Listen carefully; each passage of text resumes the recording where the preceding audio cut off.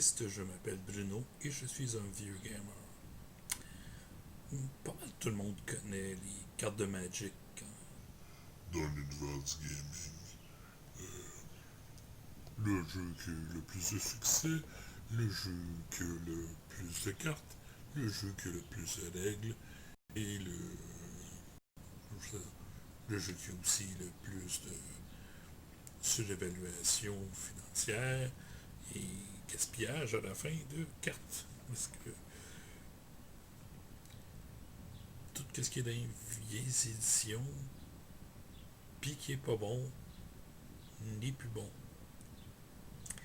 C'est un peu le problème des cartes de collectionner en jeu, d'après moi.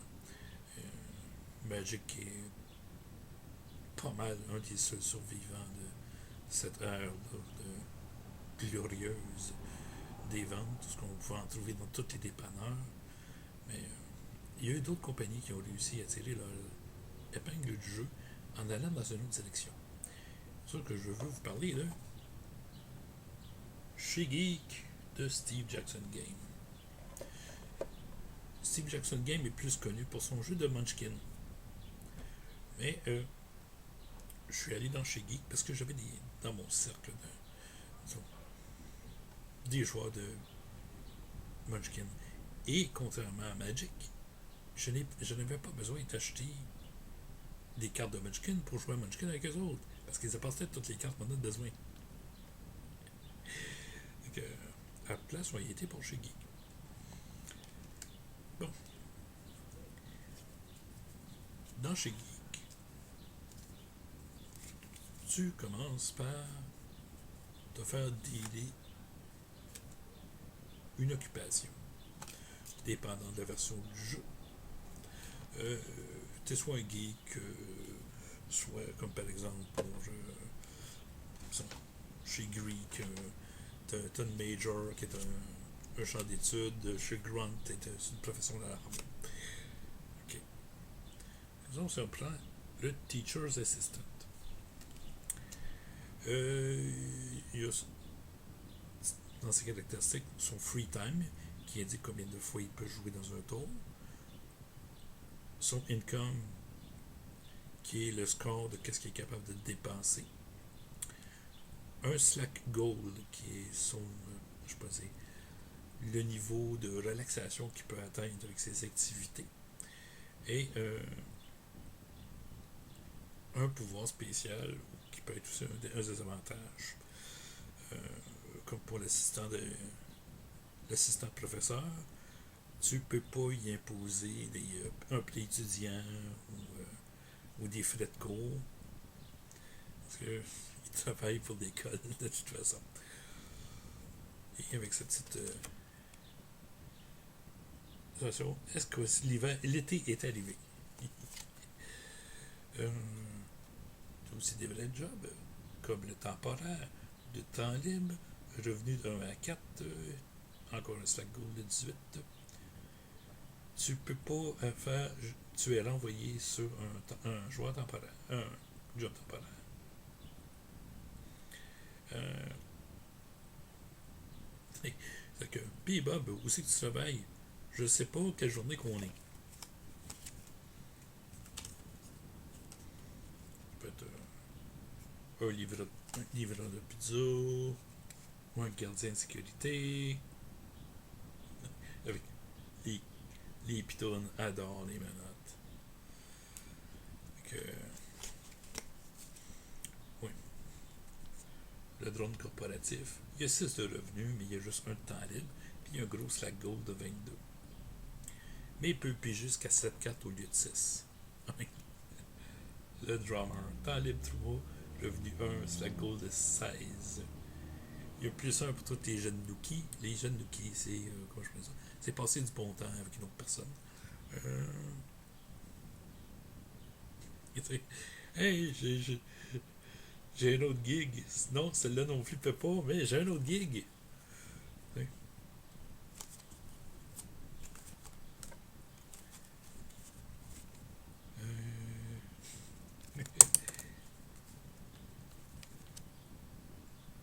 Un remplisseur d'enveloppe.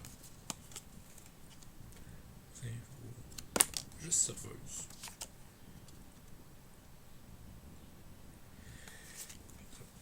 Donc, oui, la grosseur de la boîte du Block Party, j'en avais pas mal. Vous pouvez voir maintenant les activités et les affaires qu'on va acheter, comme par exemple Convention de science-fiction. Slack 4 coûte 4 par contre. Avec la question, sont-tu vraies? Ouais. Il y a des activités que c'est pas tout le monde qui est capable de se payer sans utiliser des petits boosts temporaires. T'as des compagnons, parce que chez Geek, vous partagez un appartement. Comme par exemple, Lottie le chat, qui donne un Slack. Lord Yahoo, qui donne 0 Slack. Lord Yahoo, et quand il va dans une des chambres, avec au moins une carte de RPG. Il réduit le slack du RPG par 1 quand il est dans la chambre. J'ai les items, les cartes bleues.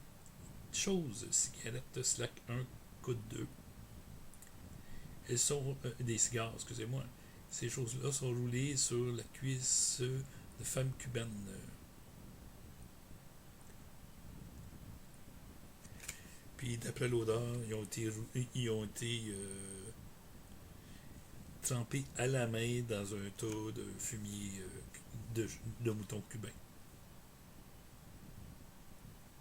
Tu as des activités. Slack 1 cause 0 quand tu regardes la télévision. Hillary Mystery. Qui était derrière les pyramides de Giza? Ce soir, on va vous prouver que c'était Hitler. Évidemment, il y a les cartes RPG, qui est un D-2. Oui, les mauvaises games peuvent te donner des problèmes.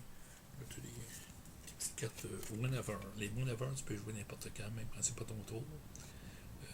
Narcolepsie, tu mets cette carte-là à côté de ta job. Tu as maintenant un temps libre de plus chaque tour que tu peux pas juste utiliser pour dormir.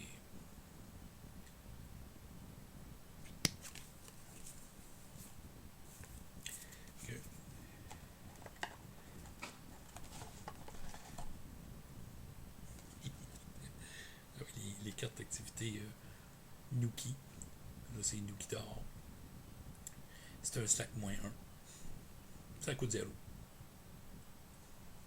Comment de temps tu peux retenir ton souffle? Il y a beaucoup de cartes Nuki, puis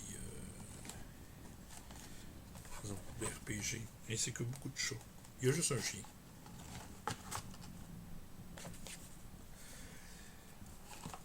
Puis, dans la grande tradition de... T'as des cartes vides à remplir toi-même, si t'as des idées.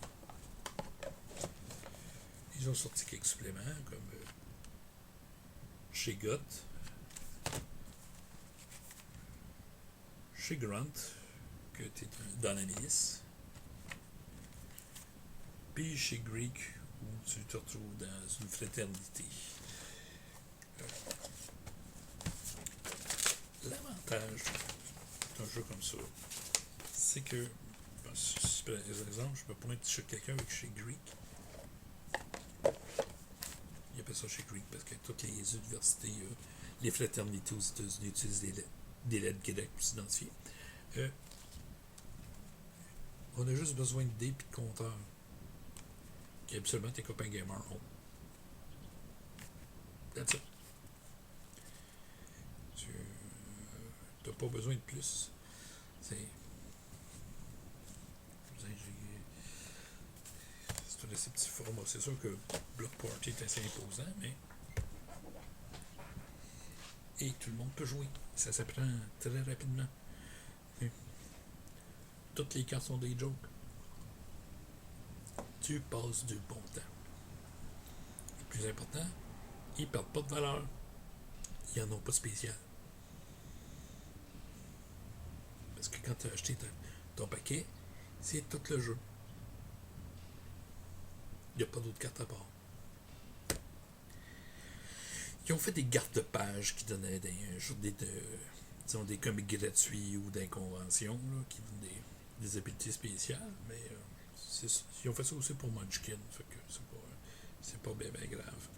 Euh, j'ai beaucoup apprécié les chez Geek et ainsi de suite, parce que ça permettait de justement occuper une petite soirée, une session de jeu qui avait fini trop vite ou quoi que ce soit. Puis les chums sont là, vous voulez pas vous casser la tête sur des règlements. Hey, sortez un jeu de cartes, amusez-vous avec une niaiserie. Je dis, chez Geek est moins connu que Munchkin, où ce que Munchkin t'embarque, t'es dans l'irréaliste du jeu, là t'es dans l'irréaliste de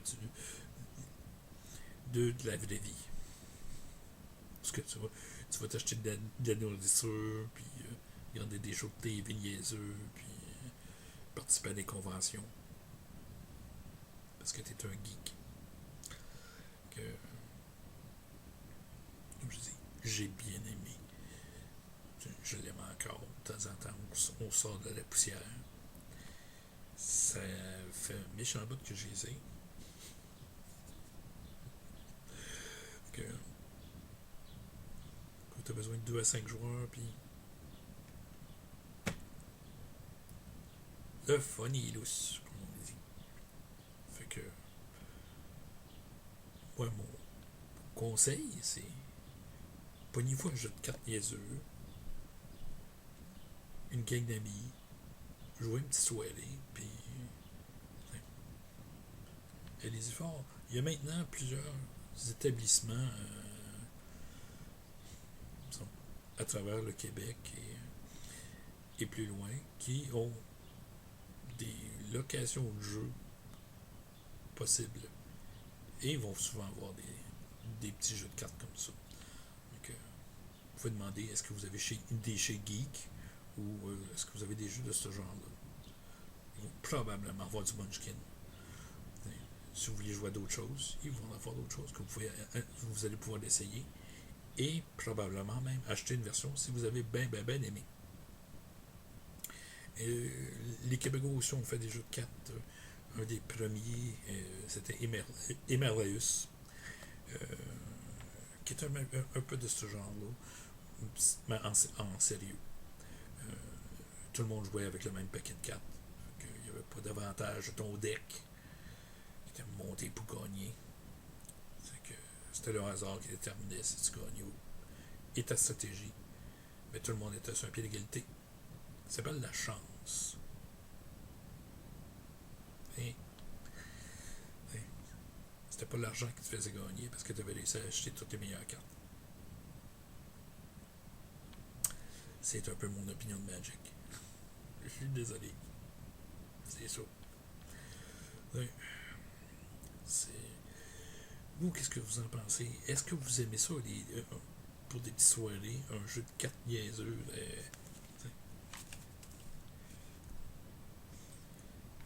Surtout Steve Jackson, avec des dessins poches, puis des règles faciles. Oui, non, vous n'êtes pas capable. Laissez-moi vos commentaires dans la section en bas. Ça va faire plaisir de les lire.